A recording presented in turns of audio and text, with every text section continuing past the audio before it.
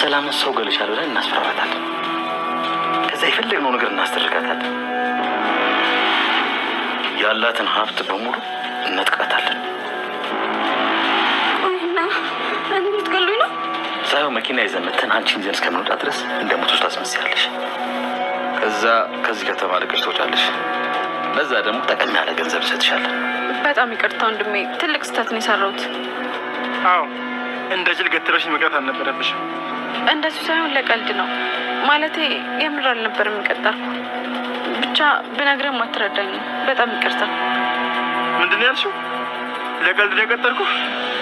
ማን እንደሆንኩ አላወቅሽም ማለት ነው። በህይወት ላይ ነው የምቀልቸው። ይቅርታ። ወይኔ ሳሚ፣ ይቅርታ ቃል እትዬን አስፈቅጃታለሁ።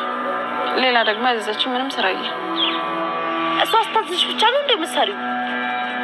አንቺ ገረድ፣ የእሷ ልጅ መሆን የረሳሽው እንዴ? እኔ አዘዝኩሽ ማለት ደግሞ እሷ አዘዘችሽ ማለት። አዎ፣ ግን አንቺ እሷ ልጅ አይደለሽም። አስቤ ለእትዬ እውነታውን አልተናገርኩም ማለት ደግሞ እረስቼዋለሁ ማለት አይደለም። ፌስታሏን አስይዤ ነው ማባራት። ማነው አንቺን አባራሪ ያደረገሽ? እናቷን ገድዬባታለሁ። ከዚህ በኋላ ማንም ሰው ብሌንን ቀና ብሎ እንዲያታል። ቆይ ግን አንቺ ምንድን ነው የምትፈልጊው? ካለ ጥፋቷ ታመናጭቂያታለሽ፣ ትሰድቢያታለሽ፣ እንደፈለግሽ ታረጊያታለሽ። ምንድን ነው ሀሳብሽ? ከመሬት ተነስተሽ ካልተባረረች ሞቼ ይገኛለሁ ትያለሽ። ቆይ ግን አንቺ ምን መልኪ ነው የምትያትለሽ? አንቺ ገረድ፣ አንቺ ነሽ እኔ ላይ የሚቀልጂው? እኔ አደፍር ነው እጅን የምታነሳው? ሴት ላይ እጅን ታነሳለህ? ፈሪ ነሽ፣ በጣም ፈሪ ነህ። ፈሪ። ይኸውልህ ጫፍን አልነካም፣ ግን አጠገብ ያለች ሴት የኔ ነች። ይሄንን እወቅ። አቤት። ማን ልበል? ማንነት እንኳን ለጊዜ ይቆይሽ። ኦልሞዝን እንደገደልሻትና ከወንድምሽ ጋር ተባብረሽ አርቃችሁ እንደቀበራችኋት ሙሉ መረጃ አለ።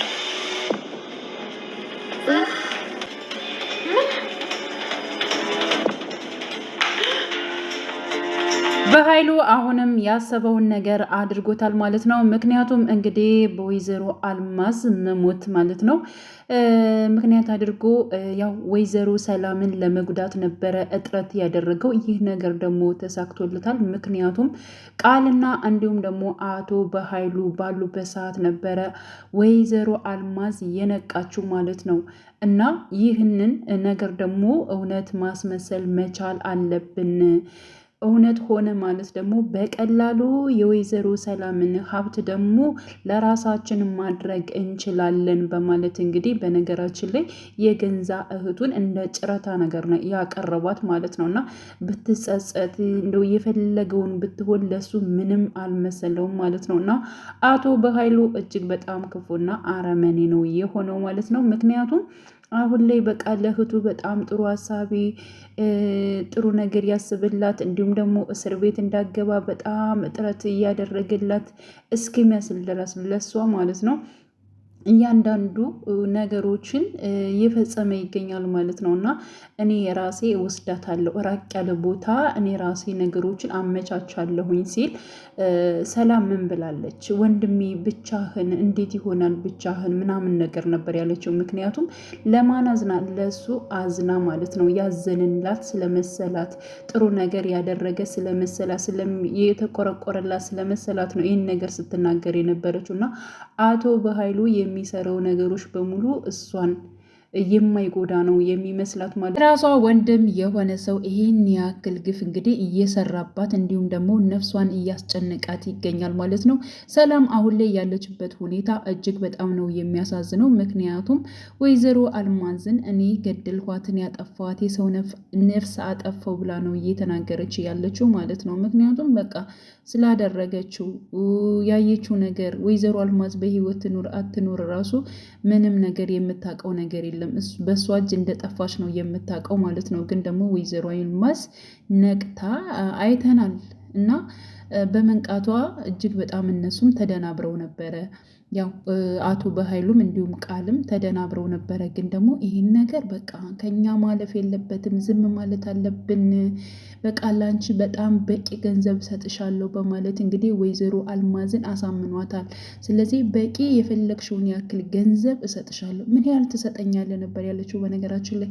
እና ሁላቸውም ሶስታቸውም የገንዘብ ሰው ናቸው። በጣም ገንዘብ ይወዳሉ። ቃልም አቶ በኃይሉም እንዲሁም ደግሞ ወይዘሮ አልማዝም።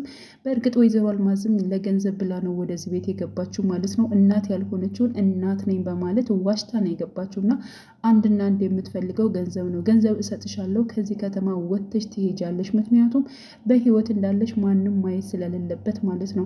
አልማዝ ወዲያውን ነበር እሺ ያለችው። በቃ እሺ፣ በቃ ወዳለሽበት ተመለሽ፣ አሁንም የሞትሽ አስመስይ በማለት እንግዲህ እንትን ብሏል ማለት ነው።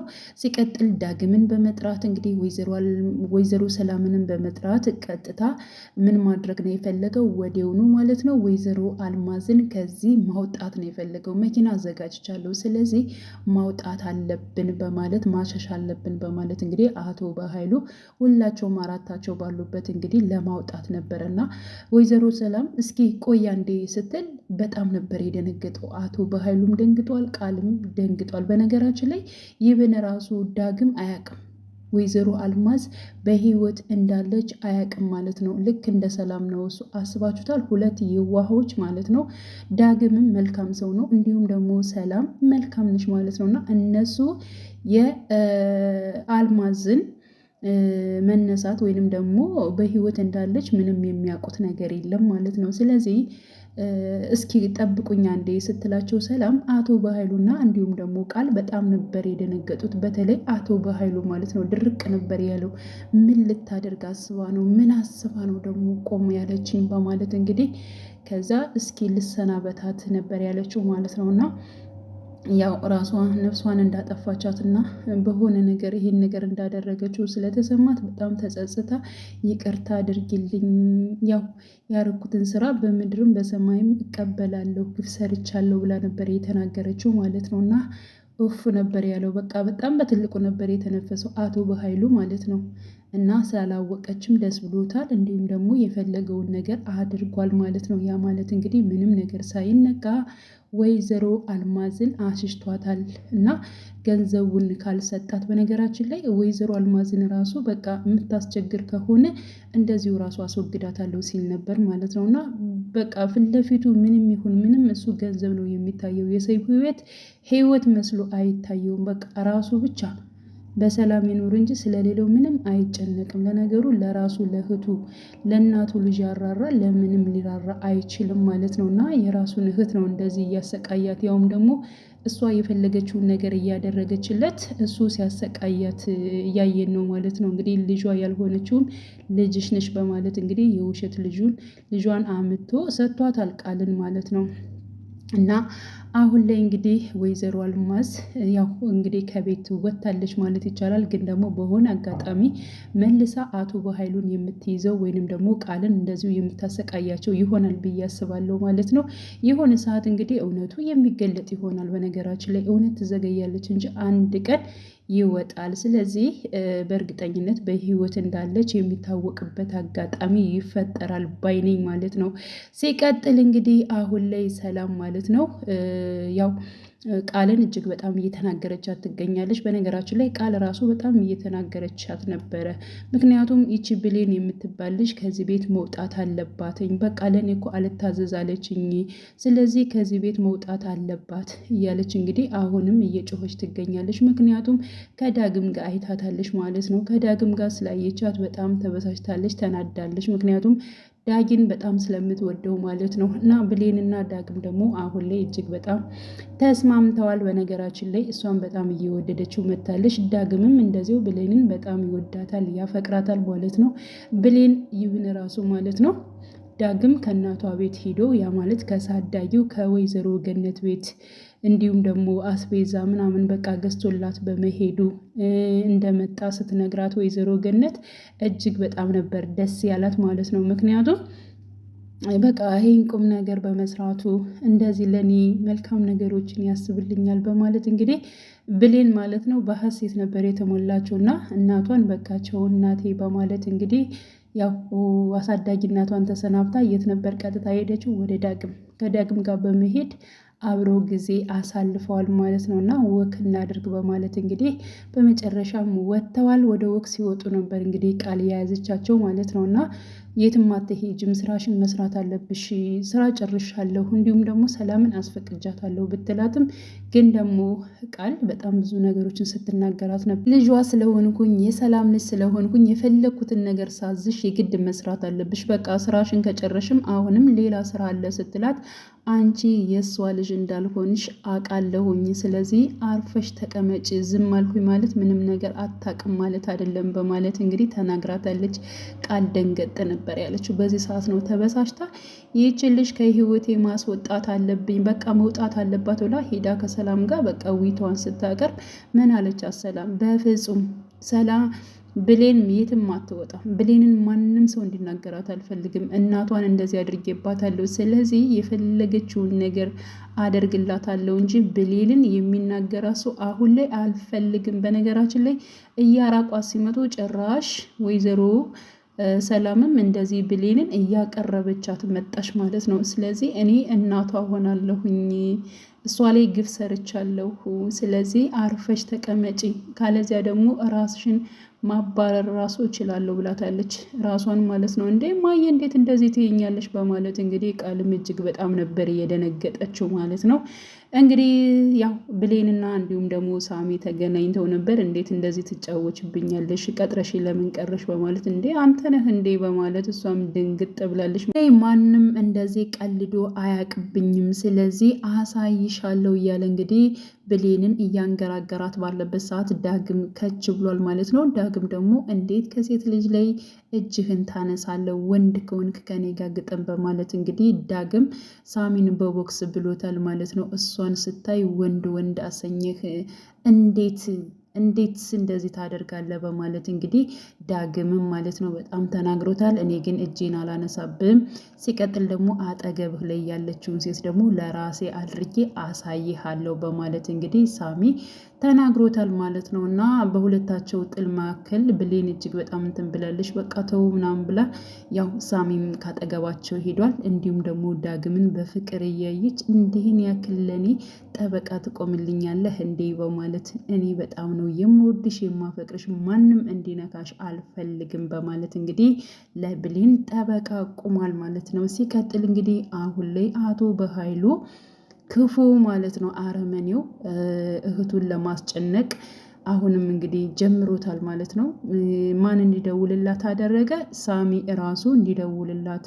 አቶ በኃይሉም እዚው ላይ ቁጭ ብሎ ሳሚ ደውሎላት ነበር ለሰላም ማለት ነው። ደውሎ ግን አንቺና ወንድምሽ የሰው ነፍስ እንዳጠፋችሁ አውቃለሁኝ፣ እንዲሁም ደግሞ አሽሽታችሁ ወንጀላችሁን እንዳረቃችሁት አውቃለሁ። ስለዚህ በዚህ ጉዳይ ማለት ነው እያወራት እያለ ወይዘሮ ሰላም እንግዲህ ፌንት አድርጋለች ማለት ነው። በነገራችን ላይ በጣም ነው የሚከብደው። እሷ ነፍስ አጠፋው ብላ ነፍሷን እያስጨነቀች ትገኛለች።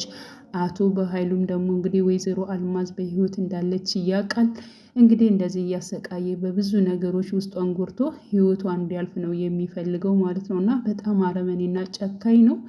በጣም ነው እንትን የሚያናድደው ማለት ነው። የሆነ ነገር አለቀ ስንል የሆነ ነገር በቃ ስንል እንደገና ደግሞ ሌላ ነገሮችን መዘዞችን ደግሞ ዞ ይመጣል። በቃ እንደ ሴት ልጅ የሆነ ነገር ነው በቃ ሲጎረጉር የሚውለው ማለት ነው። ማለት ይኸው በቃ ተንኮለኛ ነው። ተንኮለኛ የወንድ ተንኮለኛ እንደዚህ አይነት ነገሮች አሉ እንዴ? እኔ አብዛኛውን ቢያንስ ሴቶች ናቸው የሆነ ተንኮል የሆነ ነገር በቃ የሚያስቡት የሆነ መላ ነገር የሚያመጡት ይባላል። ያ ማለት እንግዲህ እኛ ሴቶች ብቻ ነን ተንኮለኛ ማለት ሳይሆን በቃ የሚሰራው ስራ ሁሉ ሴረኛ ነገር ነው። ሲያስብ ነው፣ ሌላ ስራ ምንም ነገር የለውም። እና በጣም ነው የሚያናድደው ማለት ነው። ከእንደዚህ አይነቱ መጥፎና ክፉ ቤተሰብ እንግዲህ ፈጣሪ ጠብቀን ከማለት ውጭ ምንም ማለት አንችልም። እና ያው ለጊዜው ነው እንጂ እውነት ትወጣለች ማለት ነው። ትዘገያለች እንጂ እያንዳንዱ አቶ በኃይሉ የሚያደርጋቸው ነገሮች ያው ይጋለጣሉ። ለጊዜው ነው ማለት ነው። ስለዚህ ክፉዎች ይወድቃሉ፣ መልካሞች ደግሞ የሚነሱበት ጊዜ ይመጣል። ዋናው ምንድን ነው? መታገስ ነው ማለት ነው። ብዙ ፈተናዎች እና ብዙ መከራዎች ያልፋሉ፣ ግን ደግሞ መጨረሻው ያማረና የሰመረ እንደሚሆን ተስፋ እናደርጋለን። ብሌንና ሰላምም በእርግጠኝነት ያው ምንም ሳትሆን ሰላም ማለት ነው ከልጇ ከትክክለኛዋ ከብሌን ከልጇ ጋር እንደሚገናኙ ዳግምም ከወይዘሮ ገነት ጋር እንደሚገናኙ ተስፋ እናደርጋለን። ውድ የቻናሌ ተከታታዮቼ ቤተሰቦቼ በያላችሁበት ሰላማችሁ ይብዛልኝ። ለቤቴ አዲስ የሆናችሁ የደውል ምልክቱን በመጫን ቤተሰብ የሆኑ ነባር ቤተሰቦቼም ስለምታበረታቱኝ አብራችሁኝ ስላላችሁ እጅግ በጣም አመሰግናለሁ። በያላችሁበት ሰላማችሁ ይብዛልኝ። መልካም ጊዜ ተመኘውላችሁ።